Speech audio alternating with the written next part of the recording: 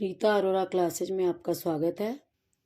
विद्यार्थियों, आज हम कक्षा 8 की पुस्तक वसंत से भगवान के डाकिए, जो कि रामधारी सिंह दिनकर द्वारा रचित है, पढ़ेंगे। इस कविता को पढ़ेंगे और इस कविता की व्याख्या मैं आपको समझाऊंगी। तो शुरू करते हैं कि पक्षी और बादल ये भगवान के डाकिए हैं, जो एक महादेश से दूसरे महादेश को जाते हैं। हम तो समझ नहीं पाते हैं, मगर उनकी लाई हुई चिट्ठियाँ पेड़ पौधे पानी और पहाड़ बाँचते हैं।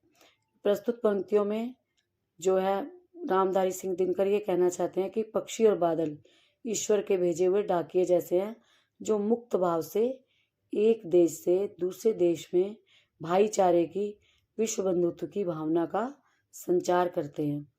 कवि कहते हैं कि पक्षी और बादल भगवान के डाकिए हैं।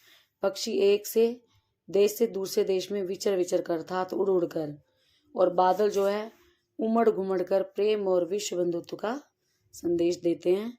कवि का मानना है कि भले ही हम मनुष्य स्वयं को अत्यधिक विद्वान समझते हैं और पेड़ पौधों, नदियों और सागरों, पहाड़ों को बेजान, लेकिन वास्तविकता यह है कि पक्षियों और बादलों का संदेश जो एक स्थान से दूसरे स्थान पर पहुंचाया जाता है, उसे हम समझने में असमर्थ रहते हैं, जबकि पेड़ पौधे, नदियाँ, समुद्र, पर्वत आदि उनके संदेश को पढ़ लेते हैं। बाँचना मीन्स पढ़ना। कवि का आशय है कि हम मनुष्य प्राकृतिक तत्वों की क्रियाओं को केवल देखते रहते हैं, लेकिन उनके पीछे जो निहित उद्देश्य है उसको हम नहीं समझ पाते हैं।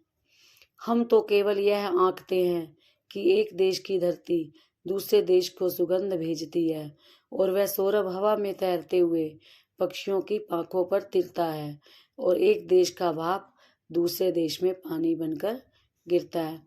इन पंक्तियों में कवि ने यह बताया है कि पृथ्वी पर एक देश के फूलों की सुगंध हवा में तैरकर पक्षियों के पंखों द्वारा दूसरे देशों में बिना किसी बाधा और रुकावट के पहुंच जाती है। एक देश में बादल बनते हैं और दूसरे देश में जाकर बरसते हैं। अर्थात भाव यह है कि प्रकृति किसी बंधन में नहीं बंधती और ना ही किसी के प्रति कोई भेदभाव या पक्षपात रखती है।